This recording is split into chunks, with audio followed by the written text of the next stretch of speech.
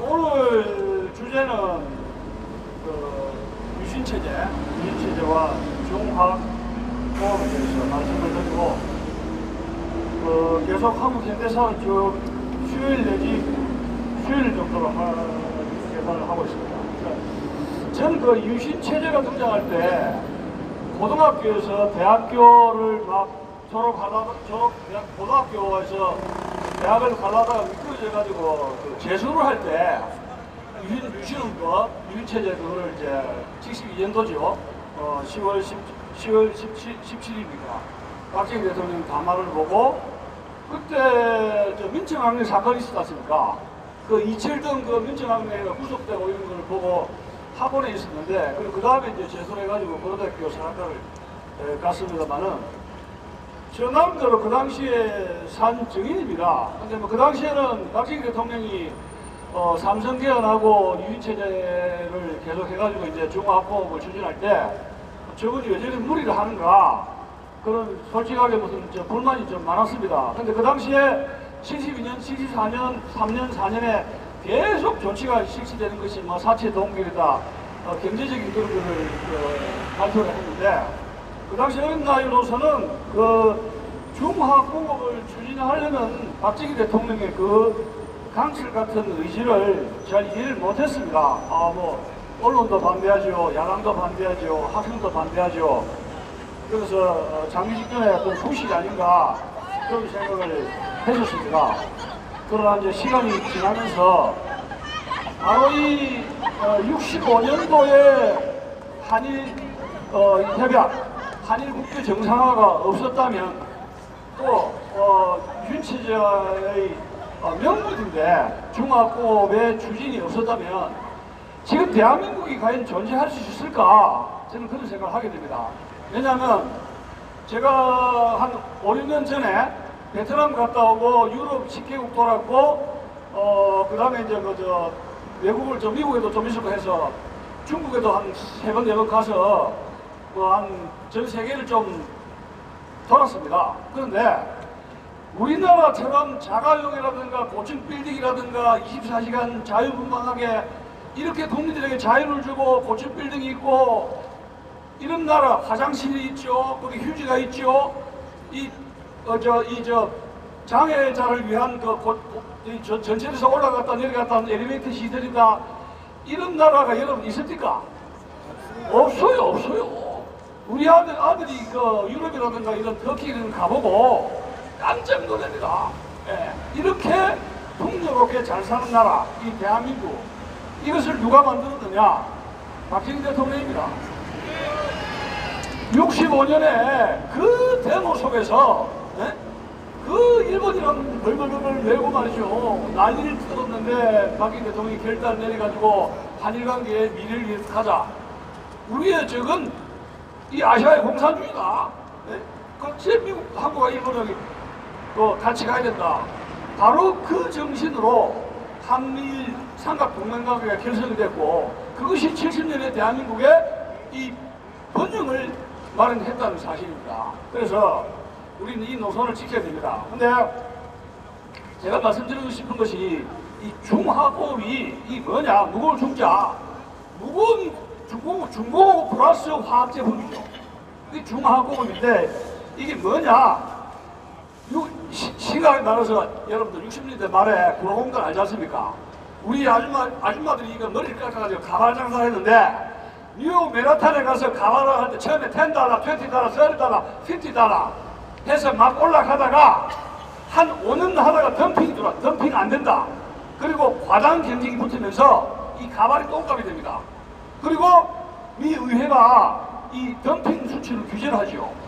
여러분 신발이라든가 의료라든가 가방, 이 가발 이거 먹고 사는 게 피곤한 이야기 아닙니까? 그래서 결국은 중화학공업을 가게 되는데 철강, 조선, 자동차, 금속, 기계, 과학섬유 이것은 선진국으로 가려면 이런 8개 제작 산업은 반드시 마스터를 해야 됩니다. 그러면 여기에서 가장 중요한 것이 소위 제철소 아닙니까? 제가 얘기했지 않습니까? 제철소 일본한테 가서 손을 벌려야 되는데 친일본 제철이 대한민국이 뭐가 이쁘다고 자문은 8억불, 예? 청구권에서 8억불을 얻어냈습니다. 자, 돈만 가지고 지금 포항이 제철로서 있습니까? 누가 기술을 대줍니까? 누가? 그래서 박태준 씨가 박정희 대통령의 특명을 받고 10번 이상을 일본에 건너갔는데 일본 신일보 제철의 사장 중국 집에 가서 거기서 살다시피 눈물을 흘리면서 애걸 복구하면서 그것은 그 박태준 씨의 그 1000페이지가 넘는 그 회고록에 소상히 기억되어 있다 하는 사실입니다.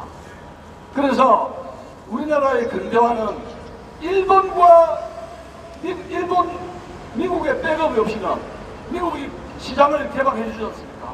거기다가 일본의 달러와 일본의 기술을 통해서 대한민국은 오늘날 이런 엄청난 무기 영화를 누리게 되었다 하는 점을 아무리 강조해도 지나치지 않는 것입니다. 그리고 65년대 그 한일 국교 정상화, 70년대 초에 중화공업이라는 이런 결단이 없었다면 어떻게 되느냐? 아이, 그거 없어도 민중들이, 노동자들이 어찌하면 되겠지. 첫날에 여러분들 다 알다시피 정관 이후에 노태우, 김대중, 김영삼, 김대중 또 그 다음에 많은 문재인 놈 해가 쭉 정치인들 보면은 이 중화공업을 국민이 반대하고 언론이 반대하고 야당이 반대하는 이거를 할 수가 있었겠습니까? 누가요? 김정필이 합니까? 아무도 못합니다.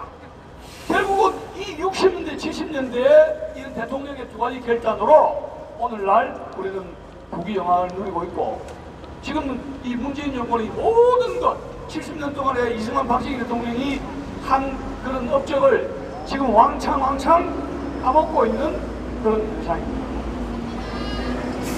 자, 여기서 박정희 대통령은 일제시대에 대구 사범학교 나가서 문경입니까? 그렇게 초등학교에 교사를 하다가 자기 그 형의 친구한테서 군대 가라 해서 이제 만주군관학교로 가고 그게 성진 우수해가지고 일본 육사에서 가서 일본 교육을 받은 인물입니다.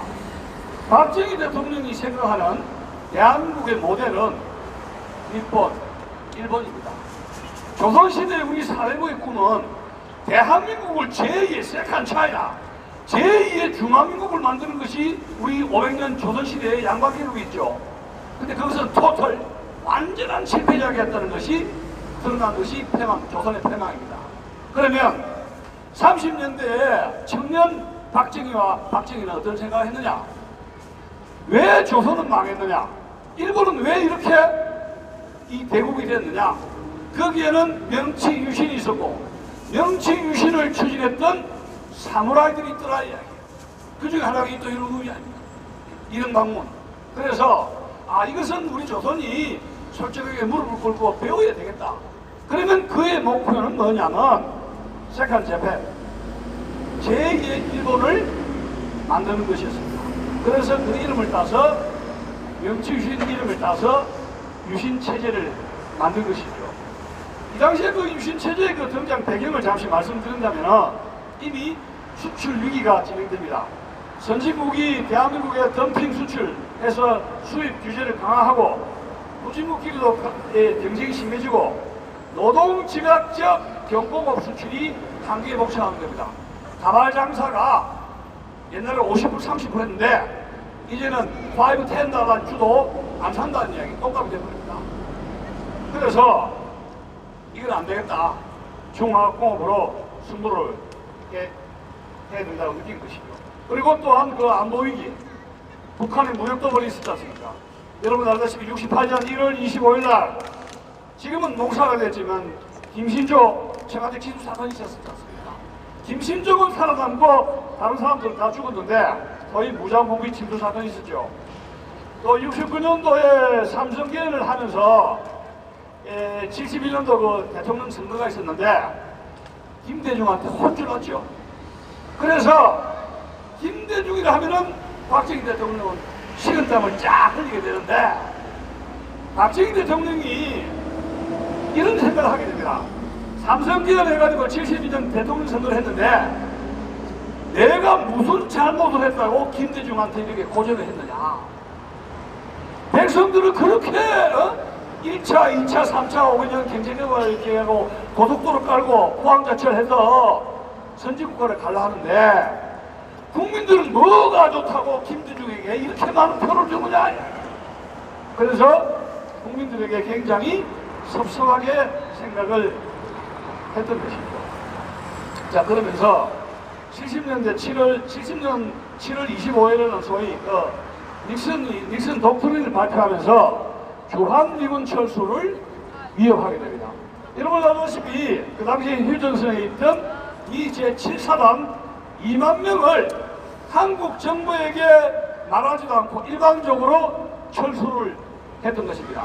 자, 당시에 닉슨 대통령은 박정희 대통령과 어떤 악연이라면 뭐 좀 약간 그런 관계가 있었는데 이 사람이 닉슨이 박정희 대통령에게 약간 감정이 있습니다. 그 감정은 뭐냐면 닉슨이 아이젠하워 시절에 부통령을 했죠. 그래가지고 이제 케네디한테 떨어졌습니다. 그래서 전 세계를 돌아다닙니다. 닉슨이 거지가 돼가지고. 그래서 이스라엘하고 일본에 가서 극진한 환대를 받았습니다. 그런데 닉슨이 서울에 왔는데 푸대접을 받았습니다.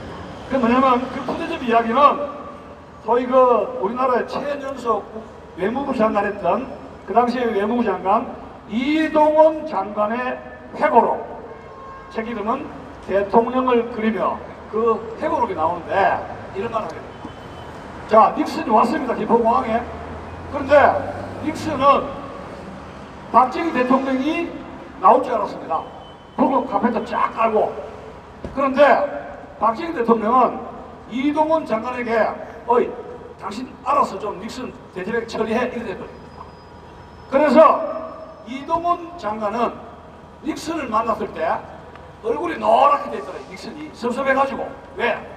이스라엘과 일본에는 닉슨이 장차 앞으로 대통령이 될 줄도 모르니까 극진히 대접을 하라 해서 국가 원수의 대접을 한 것이 이스라엘과 일본이었습니다. 자, 한국이 나를 무시해? 닉슨이 이래 된 겁니다. 자, 닉슨이 여러분 대통령 됐죠? 그런데 박정희 대통령이 꽁주 타버려요. 내가 조금 이렇게 케어를 안 했는데 닉슨이 대통령이 됐습니다. 그래서 박정희 대통령은 닉슨과 만나기를 요구했습니다. 자, 리차드 닉슨은 한국에서의 푸대접을 잊지 않았습니다. 어디에서 만났느냐?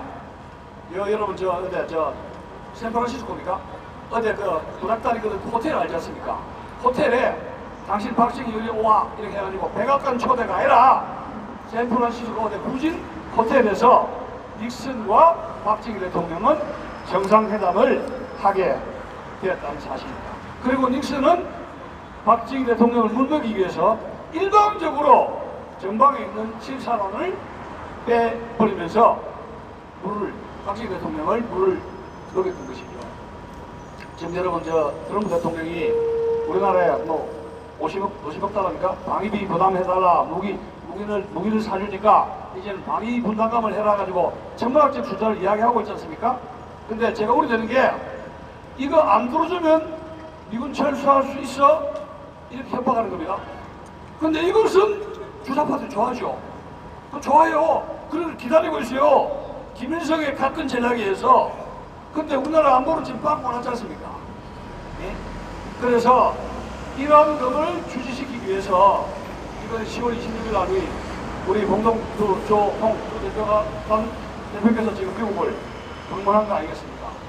지금 한미관계가 지금 엉망인데 지난주 화요일에 제가 세미나에 CSIS 미국 싱크탱크 미국 학자 두 분이 왔었어요.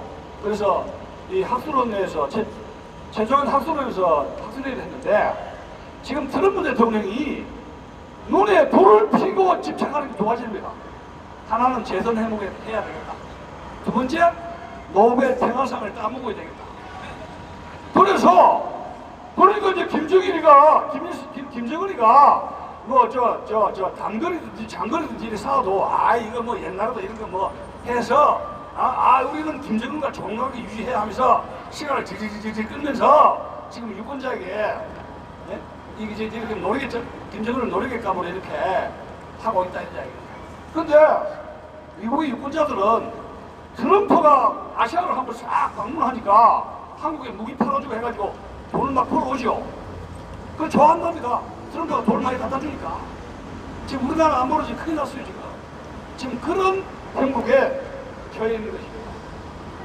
그러니까 리처드 닉슨도 박정희 대통령을 연락하기 위해서 일방적으로 이 주한미군을 빼게 되는데, 여기에서 박정희 대통령은 이 68년도에 김신조 청와대 기습 남침에 대해서 미국 대통령이 관심을 갖지 않고, 그 당시에 그 며칠 뒤에 푸에블로 납북 사건이 원산에서 있었지 않습니까? 그래서 푸에블로 납북 사건에만 관심을 기울이고 하는 가운데서 미국에 대한 배신감을 느끼고 자주국방을 해야 되겠다. 그 자주국방을 해야 됐다 하니까 어찌 됩니까? 유신을 해야 되겠다. 그 다음에 핵을 만들어야 되겠다. 독자적으로 이 방어태세를 만들어야 되겠다. 그렇게 무리를 하다가 결국은 79년도에 12.6이 터졌다. 이렇게 보시면 될 것 같습니다. 어쨌든 간에 이 71년에는 그 전해에 정태의 부신 자살 사건이 있었고, 지금 이 정태 동상이 청계천에 있지 않습니까? 이런 동상이 있어야 됩니까, 여러분? 네? 이것이 공권력에 대항해가지고 이렇게 좋은 건 아닌데, 네? 이 우리나라에 공권력하고 대항해가지고 이렇게 중국 하는 거 너무 크게 이렇게 막 하는 거 아니에요, 이게? 이거 아니에요, 이게 아니고치다. 장양민 항상 산다. 뭐 잘했다고, 뭐 잘했다고. 5.18처럼 크게 뭘 기념물이 한다. 난리를 걸리고. 어쨌든 간에 이 박정희 대통령은 철강, 기계, 전자, 화학공업, 조선, 비철금속 6개 전략산업을 육성하지 않으면 선진국이 될 수 없다. 그런 강한 의욕을 가지고 있었는데, 역시 공무원 반대, 언론 반대, 학생들 반대, 야당 정신 반대. 박정희 대통령이 하는 일은 우리나라 국민들이 90%가 반대했습니다. 그런데 지금 그분에 대한 동상이역이 있습니까? 없지 않습니까? 여기 세종대왕 저 500년 전 이야기입니다. 우리나라가 지금 조선시대입니까? 나라가 다른데? 네? 이승만 박정희 동상 없죠? 이승만 박정희에 대한 5만원짜리 신문, 10만짜리 집회 하나 없죠? 5만짜리 심사인당? 심사인당이 대한민국 누가 하겠어요? 말도 안 되는 이런 정부에. 그래서, 우리나라가 중하공업으로 가야 된다 하니까, IBRD라든가 이런 IMF, 세계 금융을 잡고 있는 세계은행이라든가, IMF 이런 데 가서 돈 좀 달라 그러고 이거 사업 설명을 하는데, 특히 IBRD, IMF, 이런 사람들이 깜짝 놀란 겁니다. 대한민국은 가발 장사하고 옷가게 해가 옷 좀 팔고 경공업으로 해서 노동력 지방으로 해가지고 살지, 이거 무리하면 안 된다. 당신들 철강, 조선, 자동차 안 된다. 노동력 풍부하니까 그걸로 먹고 살아라. 기술이 있어 달러가 있느냐? 말이 맞죠? 자, 이건 뭐냐? 이 미국과 일본, 우리나라 중화공업 하면 시장에서 경쟁이 되죠? 절대로 안 된다는 거예요. 조선적인 거 이런 거 할 수가 있느냐? 그런데 이 중화공업에 대해서 반대 봉착을 하게 됐는데, 특히 그 제2차 경제 5개년 계획이 67년부터 71년 동안에 있었지 않습니까? 그때 노동 집약형 수출 가공업이 우르공업 단지로 해가지고 이 석유라든가 옷감, 라디오, 전구 이런 그 소비재 공산품 가발을 통해서 했지만, 이것이 문제가 해결된 게 아니다. 왜? 선진국가에서는 이러한 덤핑 수출에 대해서 규제를 하게 됩니다. 이거는 더 이상 할 수가 없다. 자, 그러면 중화학공업을 어떻게 되느냐? 일단 기반을 깔아야 되겠다. 첫째, 중화학공업 기반을 까는 것이 경부고속도로입니다. 이 경부고속도로는 박정희 대통령이 64년도 소독을 방문해서 독일 고속도로를 시찰해서 아우토반 이걸 해야 되겠다. 지금 여러분 문재인 대통령이 미국을 트럼프 대통령을 9번인가 10번 방문했죠. 그러고 지금 동남아시아 3개국 갔는데 외국에 한 달에 한 번씩 갔습니다. 근데 뭘 구경하고 있습니까? 박정희 대통령은 아우토반이라든가 독일 가서 일본 가서 고속철도라든가 이거 우리나라에 도움이 되는 게 뭔가 이걸 관찰하고 오는데 문재인 씨는 외국에 가서 도대체 뭘 구경하고 오는 겁니까? 해외 사적 관광은 대통령이라도 규제를 한 법안이 만들어져야 됩니다. 그렇죠? 이게 안 돼요. 이게 관광 이거 안 돼요. 네. 어쨌든 간에 67년도에 시공을 해가지고 70년에 개통을 하게 되는데 물론 야당 정치인들이 배짜라식으로 해가지고 고속도로 그 개통식 하는데 반대하고 그런 일이 있었지 않습니까? 두 번째는 고속도로뿐만이 아니라 포항제철. 이건 제가 늘 이야기했었지만은 이 포항제철이 산업화의 꽃이자 국력을 상징하게 되는데 일본의 기술과 자본이 없었다면 불가능한 것이었어요. 그래서 이거 우리나라 여러분 이 교과서 이거 써가지고 고맙다 해줘야 돼요. 일본 사람들이 일제시대 때 한 거는 잘못했는데 사과 많이 했지 않습니까? 그리고 이거 한 거 우리는 이거는 땡큐 그죠? 하면 또 좋아하시잖아요. 우리는 어제 제가 어제 어쨌습니까? 일본 보수 세력하고 우리 자유주의 세력하고 같이 세명한 거 아시지 않습니까? 근데 거기에 나온 결과는 그겁니다. 한미일이 같이 가야 된다. 아시아의 공동 번영을 위해서 또 뭐? 이 한미일의 주적인 세계 공산주의자들 지금 공산주의 세력과 100년 전쟁이 벌어지고 있지 않습니까? 그러면 우리는 일본하고 미국하고 똘똘 뭉쳐서 세계 공산주의 세력과 대항을 해야 돼요. 우리는 공산주의를 무찌르는 방공의 최전선에 있지 않습니까? 그러면 트럼프 대통령에게 우리는 이런 이야기를 해야 됩니다. 우리는 세계 공산주의에서 지금 미국이 중공 때문에 아주 힘들어 하거든요. 중국 공산당 때문에. 그러면 우리 미군이 북한뿐만이 아니라 중국 공산당에 맞서서 싸우는 것이 한국 국군이고 이 주한미군 아닙니까? 그러면 주한미군이 여기에 조준하는 것은 당연한 것이죠. 그럼 여기서 우리는 방위비 이건 디스카운트 해야 되는 거 아닙니까? 그죠? 그리고 트럼프 대통령에게 동맹의 가치가 뭐냐? 우리가 최전방에서 세계 공산주의가 피를 흘려서 우리를 여기서 싸우는데 트럼프 대통령 당신은 돈 그렇게만 할 것이냐? 정신 차려야 이야기야. 그렇게 이야기할 수 있죠? 그런 이야기 해야 돼요 우리가. 그러면서 방위비를 삭감해야 돼요. 그게 디플로마시다. 그러면 트럼프 대통령은 이거 우리 공화당 만만치 않은 일입니다. 예예 할 게 아니에요. 뭐든지 예예예. 주사파 정권은 김정은은 예예하죠. 우리 그래 하면 안 된다. 따질 건 따져야 해. 이승만 대통령이 벤폴드 장군이라든가 메가드라든가 리츠웨이 투르만 아이젠하워 이런 사람들에게 영어로 통화할 때 이것이고 저건 정확하게 지적을 하니까 미군 장성들이 정확하게 지적을 해주니까 이승만 박사 앞에서는 고양이 앞에 쥐처럼 꼼짝을 못했어요. 그렇게 해야 된다 이야기다. 그래서 결국은 70년에 시작을 해가지고 완공을 73년에 했는데 박태준 씨가 포항 아파트에서 매일 8시에 체조를 하는데 이런 말을 했습니다. 박태준 씨가 회장이 포항제철은 일본의 배상금으로 짓기 때문에 만약 우리가 실패하면 모두 영일 만에 빠져 죽어야 한다. 이게 한국판 사무라이 정신이에요.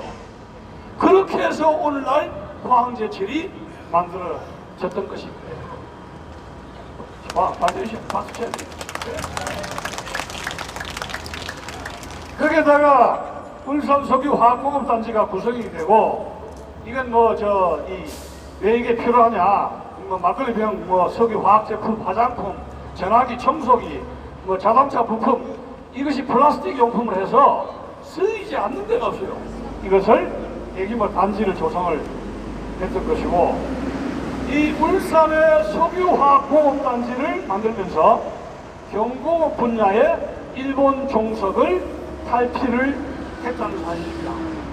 더불어민주당이 이런 추석전에 안양이 이마트 쪽에 이렇게 저렇게 그걸 붙이는데, 일본을 이깁시다 어쩌고 저쩌고 하는데, 이런 플랜카드를 뜯을 게 아니에요. 박정희 대통령은 어쨌습니까? 이런 토리 없이 이런 자본과 기술을 가지고 국민 정신을 일으키면서 이러한 기술을 통해서 일본과 기술 경쟁을 해 나갔다는 사실입니다.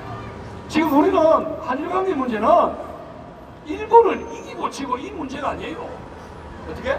65년도에 박정희 대통령 한국과 일본이 한일협정서, 한일국교 정상화, 그 정신으로 박근혜 대통령이 재단을 만들고 사인했죠. 아베하고. 박정희 대통령과 그에 따른 박근혜 대통령이 부저가 한일 관계를 매듭을 지었지 않습니까? 그 정신을 돌아가면 되지 않습니까? 왜 딴짓거리죠? 왜 딴짓거리죠? 이거는 일본을 지고 이기고 문제가 아니에요. 약속을 지키면서 일본과 같이 가면 된다 이야기예요. 예? 그 정신을 알자 이야기예요. 예. 그래서 6차까지 확장 강소를 하고, 여기에서 이 자동차라든가 조선공업들이 공업화가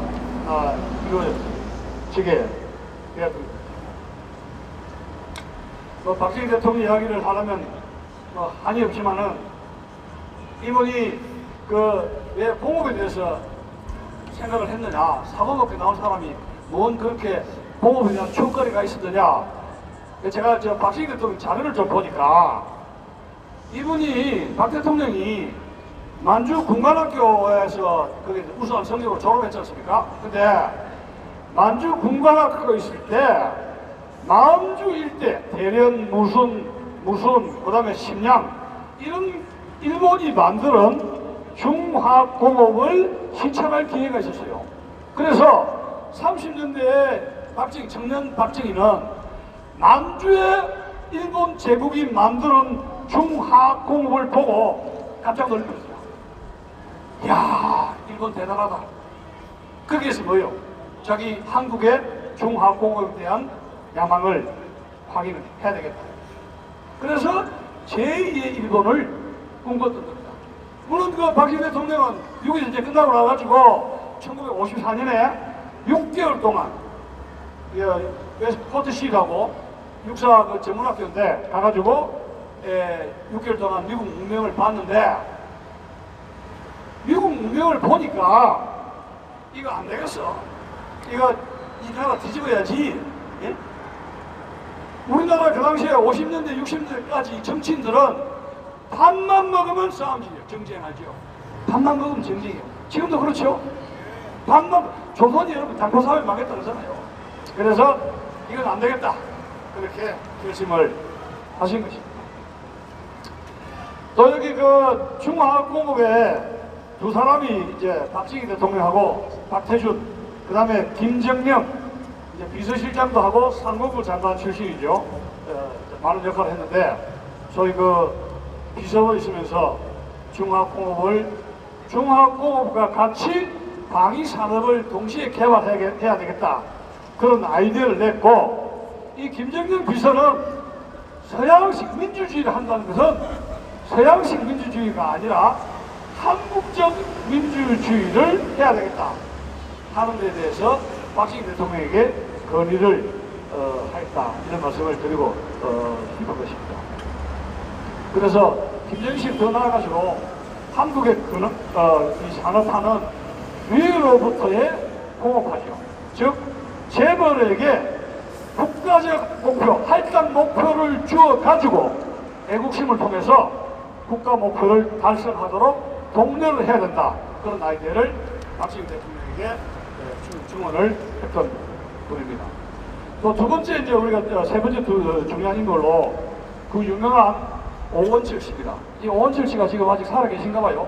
근데 제가 아직 인터뷰는 못했습니다. 하나 경제 제2비서실 수석으로 있으면서 저희 역시 중화공업 인력을 배치하고 또 중화공업과 더불어 방위사업을 해야 되는데 이 방위사업 중에서는 핵무기 유도탄 개발을 미국이 모르게 이렇게 하도록 박 대통령부터 지시를 받고 나가서 자주국방 국군 현대화에 몰두했던 그런 분이라고 할 수가 있습니다. 그러니까 이 당시에 김정년, 이 오원철 이런 사람들이 박정희 대통령 끝까지 섬길 수가 있었던 이유는 뒤에 있으면서 나서지 않고 나대지 않고 청년 결백하다 이래. 그리고 서로 이 두 비서를 믿고 오로지 충성이래. 국가에 대한 충성. 우리나라 지금 여러분 공무원들의 정신이 혼이 없다 그런 말을 많이 하고 있지 않습니까? 제가 일본하고 한국하고 그러지 뭐라 그러지 않습니까? 우리나라 공무원들은 눈치만 봐요. 레프트 라이트 눈치만 봅니다. 뭐가 옳은가에 편을 드는 게 아니라 나는 레프트 편도 아니고 라이트 편도 아니다. 이거 말이 안 되지 않습니까? 네? 일본의 공무원들 뭐가 있다? 일본헌, 야마토 혼이 있다. 그래서 일본도 정치인들 문제 많지 않습니까? 일본은 공무원들이 반려가기를 끌고 나가요. 우리나라 여러분 박정희 대통령 시대에 산업화가 왜 성공했습니까? 여기에는 애국심에 투철한 김정년 이런 오원철 같은 청년 결백한 엘리트 조직이 있었기 때문에 근대화 된 것이죠. 이 사람들 월급 많지 않았어요, 그 당시에. 근데 지금 공무원들 어떻습니까? 정복로 알죠? 여러분, 공무원들이 노동자 꼭 해야 됩니까? 예? 노동 때문에 나라가 망할 판인데 공무원들이 노동이 있어야 돼요. 다음 정권이 우리 정권이 들어서면 제일 먼저 없애야 되는 게 전국 공무원 노조입니다. 맞습니다. 없애야 돼요. 어째서 노조예요? 자, 유신체제의 목표가 여러 가지 나오게 되는데 74년도에서 80년 때까지 수출 100억 달러를 달성을 하게 되고 1인당 GNP 1000달러를 만들겠다 그렇게 하게 되고 그 대신 민주주의 이거는 잠시 유보해야 되겠다. 왜? 민주주의 할 때 돈이 많이 들지 않습니까? 지금도 민주주의 할 때 돈 많이 들죠? 또 파퓰리즘도 있고 해서 산업화되고 통일될 때까지 민주주의 지자체 지금 박정희 대통령이 제가 그때는 몰랐는데 이런 말씀 하셨어요. 지방자치제도 통일될 때까지 유보를 해야 된다고 말씀 여러 번 하시죠. 근데 제가 어릴 때는 지방자치제 해야 민주주의 되는 거 아닙니까? 제가 그런 속으로 좀 생각했어요. 근데 지금 지방자치제 어찌 되고 있습니까? 좌익의 꽈리, 그죠? 좌익의 아지트가 됐어요. 종북 좌익의 아지트가 됐다 얘기, 진지가 되었다는 이야기예요. 예? 그 지방의 언론사들, 지방의 하급지 공무원들, 좌익들 눈치만 봅니다. 좌익의 붉은 꽈리들이 그 진지 틀고 앉아있어요. 좌익들한테 그 지자체 내주려고 우리가 지방자치 했습니까? 기가 막힙니다. 제가 이번에 우리가 4월 3일날 보궐선거를 해가지고 창녕 통일에 우리 갔지 않습니까? 근데 거기 100만 명이 넘는 차원에 국방 무기 창고, M16 무기 타작 슈루탄 만드는 데인데 거기가 민노총에 아직도 된 거 알죠? 여러분, 박정희 대통령이 거기에 자주국방 기지 만들 때, 그 공단을 만들 때, 무기 공장 만들 때 거기 민노총 아직도 되라고 만들었습니까? 아니죠. 이 대한민국 큰일 났습니다. 박정희 대통령이 지하에서 피눈물을 흘린다. 피눈물을 흘린다. 예? 피눈물을 흘린다. 지자체가 완전히 붉은 세력의 꽈리가 되버린 거예요. 지자체가. 예? 우리 대한민국은, 우리 자유민주주의 세력은 또 다른 붉은 민주주의 세력에 의해서 나라가 지금 거의 망하기 일보 직전입니다. 일보 직전. 다행히 조국 사태가, 조국이 나와가지고 지금 조국을 건지게 생겼어요.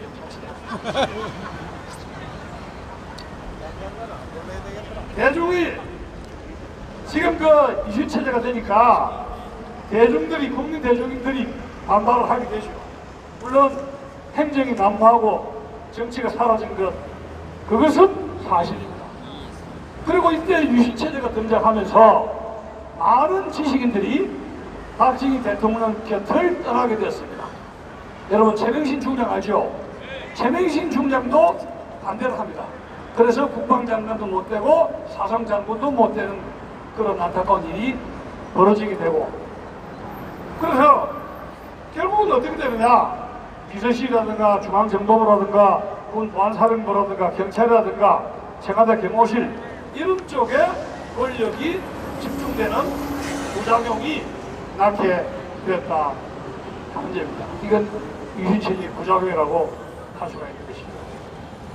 중화공업의 그 전략을 우리가 보면은 국제 경쟁력이 약화된 경공업 대신에 중화공업을 수출 산업으로 중점 육성한다는 겁니다. 그렇다면 공장을 지으면은 어떻게 지어야 됩니까? 국제적 경쟁력을 지으려면은 엄청나게 크게 지어야 되죠. 규모 경제라 그럽니다. 그러면 걱정은 뭐냐? 국내에서는 수요가 없었지만은 외국에 수출해서 팔아 먹어야 되죠. 자, 그러니까 언론이라든가 김정년, 상공부 장관 이런 사람들이 아이고 대통령 같아 이렇게 제철해도 해외 시장 팔아먹을 수가 있습니다. 근데 나중에 어찌 됩니까? 다 소화가 됐죠.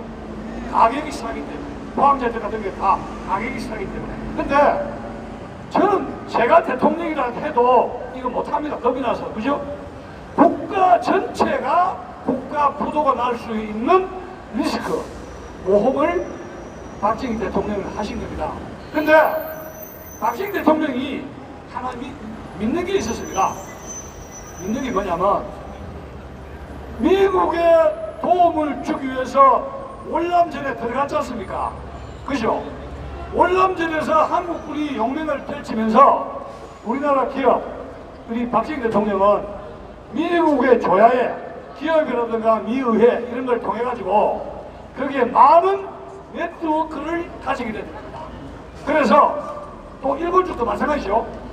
미국 행정부가 혹시나 반대하더라도 자신이 핸들링 할 수 있는 일본이라든가 미국 쪽의 의회라든가 이런 다국적 기업이라든가 이런 쪽에 아는 사람들이 많이 있기 때문에 월남전을 통해서 대한민국의 위상이, 박 대통령의 위상이 굉장히 높아졌기 때문에 어떻게 수실 구멍이 있다 이렇게 판단한 겁니다. 그 전략은 그대로 먹혀 들어간 거죠. 왜? 여러분도 알다시피 72년도에 9월 한국군이 전부 철수했지 않습니까?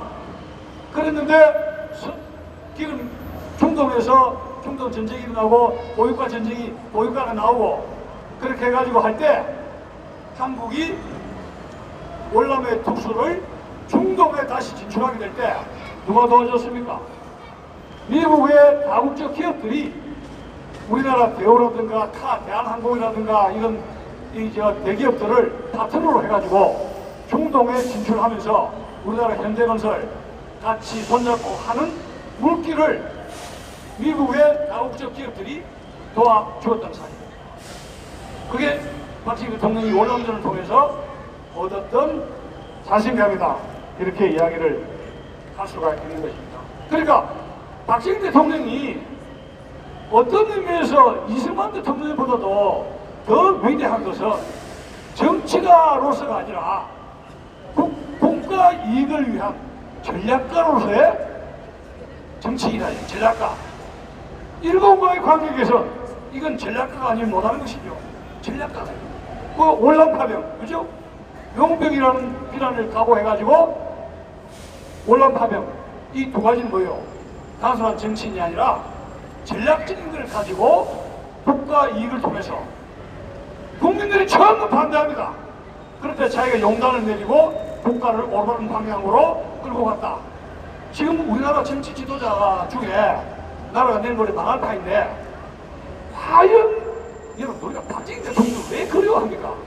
이동원 씨가 이동원 외무장관이 박정희 대통령을 그리며 이런 회고를 썼는데 우리가 박정희 대통령을 그리워하는 것은 박근혜 대통령의 아버지이기 때문이가 아니지요. 그분이 전략가로서 우리 대한민국을 이끌어갔다는 이야기예요. 그러니까 앞으로 이 대한민국이 거의 내일 모레 망할 타인데 일본이라든가 미국 자유진영은 이 주사파 정권의 대안의 정당, 대안의 리더십이 어느 정당이고 누구냐 이야기예요. 그럴 때 전략가로서의 모습을 보여야 돼요. 전략가로서 민심을 두려워하지 않고 국가를 위해서 자기 몸을 박정희 대통령이 던졌지요. 자기 몸을 국가를 위해서 던질 줄 알아야 된다. 눈치를 보면 안 된다. 그것이 우리가 오늘날 박정희 대통령을 진정으로 그리워하는 이유다. 여기 박정희 대통령이 이제 경공업에서 중하공업으로 가려고 하다 보니까 진짜 답답한 거 아닙니까? 자, 여러분, 바둑을 둘 때 수가 생각이 안 나죠? 수가 생각 안 날 때는 뭘 합니까? 상대방 수를 따라 하면 됩니다. 무슨 말이겠죠? 그러면 박정희 대통령이 중합 정책을 추진하러 가야 되는데 어떤 계획을 가져야 되느냐? Go to Japan. 일본이 중화공업을 갖지 않느냐? 그거예요. 그러면 일본이 뭘 했느냐? 일본의 종합무역상사제도 그거를 카피해버렸다. 여러분, 삼성이 왜 컸습니까? 일본의 기술을 처음에 모방했죠. 예? 부족하면 잘난 사람들도 따라가면 돼요. 그래서 75년도에 박정희 대통령이 결단에 의해서 종합무역상사제도를 두게 되던 거예요. 자, 일본이 중동 진출을 한다는 걸 알고 우리도 일본이 중동 진출하듯이 거기는 5일 만이 알죠. 그걸 도착한 거예요. 일본한테 정보를 통해서. 그렇다면 우리가 한국과 일본 간의 정보 군사 교류가 얼마나 중요한가 알죠.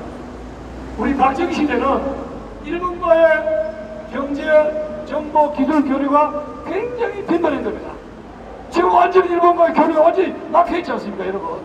예? 그래서 일본이 간 방식으로 따라간 겁니다. 그리고 나중에 채취벌이 되는 거예요. 나중에. 지금 고기를 막 안 사지 않습니까, 우리가? 예. 그래서 6대 전략업종에 집중을 하게 되는데 광양만에는 제2제철소, 여천에는 석유화단지, 그다음에 온산에는 비철금속, 창원에 아까 얘기했던 기계공단, 거제도에 조선업, 또 구미에 전자공단 이렇게 해서 집중 투자를 하게 되고 국가 자본의 협력 강화를 하면서 재벌을 대폭 키우게 됩니다. 제가 지난번에 대만에 한 3년 전에 갔다 왔는데 대만이 우리나라처럼 아시아의 용 네마르로 등장했죠. 근데 이 대만이 지금은 우리나라의 경쟁력이 지금 처져 있지 않습니까? 왜 자객석의 대만이 우리나라의 국제 경쟁력보다 처졌느냐 하면은 대만 사람들은 이렇게 이야기를 합니다. 한국처럼 재벌이 없다. 재벌. 그 사람들은 중소기업 체제로 갔단 말이에요. 중소기업.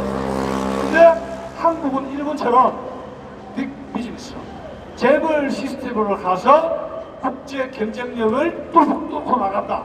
세계 국제 시장을 점령을 해버린다. 그래서 대만 사람들은 삼성 부러워해요. 부러워한다. 대만에는 그런 재벌이 없다. 우리가 재벌을 문제를 지적할 게 문제점을 잘 조선해서 이 재벌을 인간이 어떻게 삼성이 노조 감독이 이거는 주사파들이 기업을 없애겠다 이야기예요. 국가 소유를 해서 노동자들이 그 경영을 하도록 하고 나머지는 국가가 기업을 해가지고 거기서 뜯어먹겠다 그거 아닙니까? 그러면 이건 사회주의 하는 거죠. 이건 재산권, 사유재산권 침해. 거기에 앞장선 게 그걸 앞장서라고 해가지고 조국으로 하여금 그걸 만들어 하다가 지금 브레이크 걸린 거 아닙니까? 이야기하려면 한이 없습니다만 또 그래서 여러 가지 전략 산업을 만들게 되는데 지금 우리나라 경제 뭐 12, 11을 하는데 여러분 우리나라 지금 전체 강점이 뭡니까? 자 어떤 사람이 잘났다 참 멋지다 하면은 축구, 배구, 노래, 공부 뭐 이런 거 저런 거 팔방민 다 잘하면 좋죠. 개인도 마찬가지입니다. 국가도 우리 대한민국이 왜 국제적인 경쟁력을 가지고 있고 위대하고 잘났느냐? 세계에서 많은 물품이 생산되죠.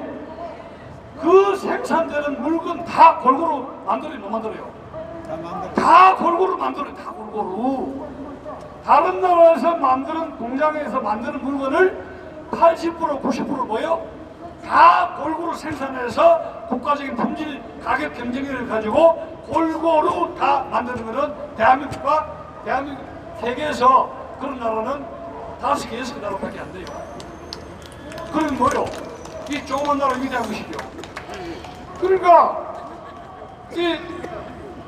그러한 이 전략산업 업종을 만들라고 지시한 것이 박 대통령인데 여러분 지금 우리나라는 삼면이 바다로 둘러싸인 나라 아닙니까?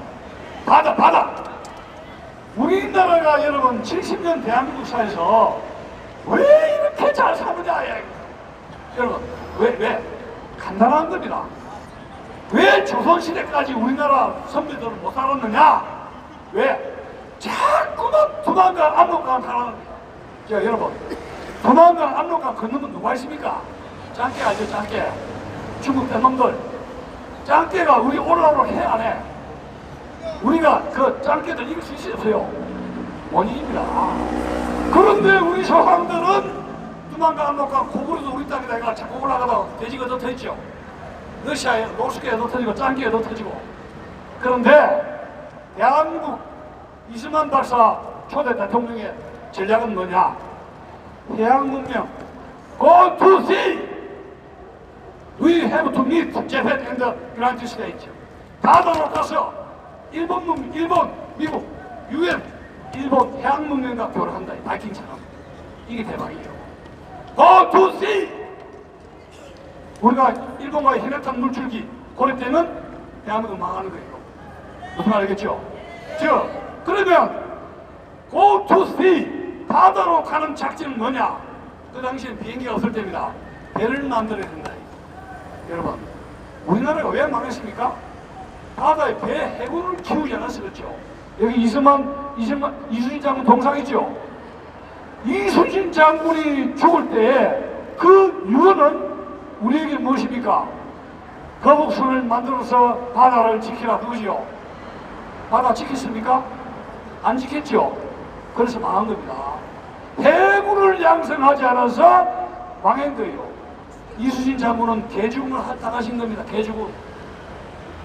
그래서 박정희 대통령은 해양 전략을 알고 조선업을 발전시켰다. 그런데 그 당시에 조선업이라는 게 배가 있습니까? 그래서 박정희 대통령은 정정 회장에게 건설업만 한 사람인데 정정 회장에게 몇 번 차려서 배 만들어라 할때 정정 회장이 무슨 기술과 돈이 있어서 배를 만드니까 건설업하고 쌀기를 해 정비할 사람이 하나 자식 없는 거 해! 예! 해가지고 정정 회장이 불안만 차고 전 세계를 돌아다니다가 영국 간 거예요. 영국 갔을 때 미팅을 했는데 거북선 알죠? 거북선. 우리는 이런 해운업의 전통이 있다. 해서 어쨌든 간에 그 사람들을 이 정정 회장이 굉장히 끈질긴 사람 아닙니까? 끈질기게 해가지고 영국 은행에 대출을 받아가지고 현대 조선소를 기공을 한 거예요. 그래서 소위 여러분 이거 네덜란드 알죠? 네덜란드는 배 만들어서 먹고 삽니다. 배 만들어서. 그래서 조선업을 발전을 시켜서 삼성, 현대미포조선소, 삼성 거제조선소, 또 대욱조선소 해서 선박으로 해서 전 세계 5대양 6대주를 바다에 왕국을 만듭니다. 바다. 우리는 바다로 가야 된다. 바다로 가면 전략이다. 자, 그래서 이 박 대통령이 이 전략 부분을 이야기한 걸 어떻게 이렇게 할 수가 있습니까? 말씀드리고 싶고, 오일 쇼크 대책도 마찬가지입니다. 73년도에 오일 쇼크가 나고 73년도 중동 전쟁이 일으니까 유럽에서는 그 당시 여러분 70년대에 아파트를 많이 지었지 않습니까? 근데 아파트 올라가면서 거의 구공탄 알죠? 저도 고시공부 하다가 구공탄 4대 가서 마시고 죽을 뻔했어요. 그런데 70년대는 전부 다 아파트에서 석유를 떼게 됩니다. 석유값이 2배, 3배 올라가게 되죠. 이거 큰일 났어요. 자, 이거 대책이 뭐냐? 그래서 오은철 비서실장이 일본 쪽을 이렇게 검색을 해보니까 일본의 재벌들이 중동에서 달러를 보내가지고 건설업을 하는데 중동 사람들이 게을러서 이 일을 못해요. 땡밑에. 그래서 해외에 근로자를 모집하고 있다는 정보를 도착한 거죠. 중동으로 가자 이래요. 근데 중동으로 가려면은 거기 아는 사람이 없지 않습니까? 그래서 월남전에서 미국 다국적 기업하고 인연을 맺었지 않습니까? 그죠? 최명식 장관이 그 다국적 기업, 미국 다국적 기업하고 인간관계를, 이 기업을 인연을 맺어준 거 아닙니까? 그래서 그 다국적 기업하고 파트너십을 해가지고 중동물 건설을 가게 된 겁니다. 언제 한번 사우디아라비아 이 국왕이 밤에 나갔는데 우리나라 건설업체입니까? 밤에도 12시 됐는데 불을 켜놓고 24시간 야간 작업을 하고 있었습니다. 더울 때. 그래서 건설 수준을 더 주고, 그 당시 우리나라 건설업체 노동자들 해외에 나와가지고 엄청나게 일을 했다는 사실을 우리가 인정하지 않을 수가 없습니다. 그래서 그 당시에 60년대 월남한 군인들, 70년대에 월남에 가서 007 가방 들고 일했던 우리의 친구들, 우리의 선배들, 아버지들, 참 우리는 고마움을 표하지 않을 수가 없는 것입니다. 그러면서 그 당시 유럽이 석유 때문에 경제력이 완전 푹 주저앉았다. 그런데 유독 대한민국은 경제 성장률이 8%, 9%, 10%팍 올라갑니다. 그리고 또 한 가지, 그 당시에 박정희 대통령은 중동을 진출하는데 과당 경쟁을 하게 되면 노임이든지 건설 단가를 덤핑을 하게 되죠. 그건 안 된다. 왜? 맨하탄에서 대한민국에서 가발 장사 과당 경쟁해가지고 50불짜리가 5달러, 5불로 똥값 친 거 알죠? 땅밭 친 거. 가발 장사. 그래, 다 망해버렸어요. 이거 안 된다. 예? 가발 장사 이거 다 망했는데, 이거 안 된다. 건설업체들 과당 경쟁 방지하기 위한 해외 건설 촉진법을 75년도에 마련해가지고 이렇게 저렇게 국가에서 관리를 했다는 사실입니다. 중동 진출 결과를 통해서 우리나라의 해외 달러를 성공해오는 그 달러율이 외화 가동률이 급증하게 되고 오일 쇼크를 극복을 하게 됩니다.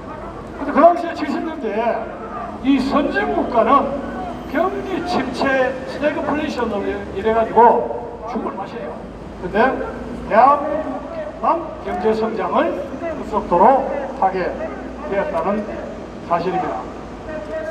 제가 여러분 유럽 10개국을 돌았고 오스만 터키라든가 이태리 좀 가봤는데 우리나라 사람들처럼 자가용이 넘치면서 이런 나라 없어요. 제가 파리 호텔에 들어가봤는데 엘리베이터 알죠? 엘리베이터가 우리나라의 규모의 반토막밖에 안 돼요. 그 호텔 사이즈도 그렇고 밤 9시에 파리의 시가지에 가보니까 어두컴컴하게 해가지고 전기가 부족하다. 유럽이 전기 부족, 물 부족, 석유 부족, 그 다음에 이슬람 난민들 알죠? 와가 덕식에서 하죠? 여러분, 유럽이 완전히 지금 맛이 가버렸습니다. 맛이 한번 가보실게요. 오스만 터키, 거기도 밤 9시 되면요, 전 지역이 암흑해요. 전기 부족 때문에. 지금 대한민국처럼 이렇게 휘황찬란하게 이렇게 번영을 누리는 나라는 없습니다. 이 젊은 세대들이 제가 여기 말씀을 드린 거는 우리 다 월남전 이야기 다 하지만 제가 죽기 전에 젊은 세대가 들어가고 제가 교훈으로 남기고 젊은 세대가 하는 얘기입니다. 사실은 우리 다 아는 이야기니까. 박정희 정부의 경제 성장률을 보게 되면 박정희 대통령은 18년 동안 집권을 하셨습니다. 여러분, 18년 동안 박정희 대통령이 집권했는데 자기들은 독재 하는데 김일성 이거 공산주의의 독재하면 이거 독재 축에도 안 들어갑니다. 김일성은 몇 년 했습니까? 40년 했어요? 50년 했어요? 김정일 몇 년 했습니까? 죽을 때까지 했죠. 예? 그리고 사람을 막 기가 막히면 죽이고 박정희 대통령 시대 독재했다 칩시다. 거주의지의 자유, 종교의 자유, 표현의 자유 다 있습니다. 다만 지금처럼 주사파들, 민노총들 이런 그 좌익들이 세월호 뭐 어쨌든 간에 좌익들이 난동하는 거 그거는 무서워할 수밖에 없죠. 보조들 지나치게 하는 거. 공무권 일부가 제한되었습니다. 그러나 공산주의 체제의 독재에 비하면 박정희 시대의 18년 독재는 독재 축에도 안 나가요. 이것은 좌익 운동권 인사가 하는 말입니다. 제가 하는 말이 아니에요. 네? 좌익 독재자들 사람 죽일 때 수백만을 죽이지 않습니까? 네? 자, 18년 동안 박정희 정부의 경제정책을 보면 1961년에 1인당 GNP가 87달러, 82달러, 81달러. 그런데 사망할 때 1979년 12억 대 1647달러가 됐어요. 10배, 몇 배, 엄청나게 있죠. 자동차 등록 대수 61년도에 26,500대입니다. 그 다음에 79년도에는 49만 4,300대. 중학교 진학률 61년도에 49%고, 그 다음에 79년도에는 93%. 엄청나게 국가적으로 발전이 되었다. 물론 중화공업이 발전 부작용도 없었을 수밖에 없죠. 어떠한 국회로 인해서 중복 투자라든가 기업 부실 경영 그런 저런 부작용이 없었다.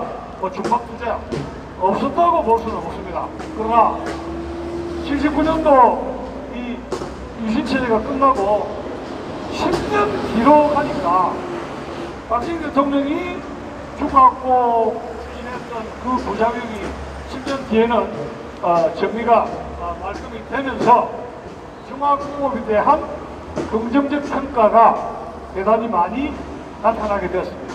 즉 1980년대 이후에 경제적 번영의 기초를 마련했고 10대 무역국이 되고, 그리고 무엇보다도 이 대한민국의 경제발전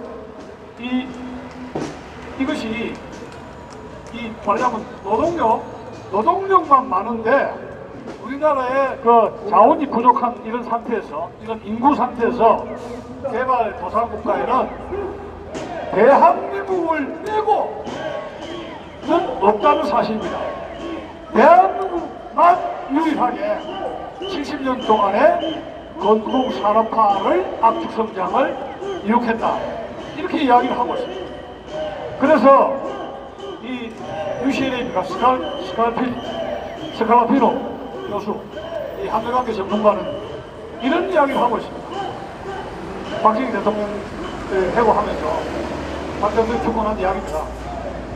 미국에서는 박정희 대통령을 싫어하는 사람이 많지만 그가 유능한 지도자였다는 것을 점을 부정하는 사람은 한 사람도 없다. 이렇게 이야기를 하고 있는 것입니다. 자, 그럼 결론은 뭐냐? 유신체제를 통해서 민주주의를 정치적인 유보로 하면서 중화공복을 달성을 했는데 정치적 민주화와 동시에 할 수 있느냐? 이거는 불가능하다. 왜? 여러분 고르바체프가 저는 개혁개방 정책 한다 해가지고 오라가는 거 알죠?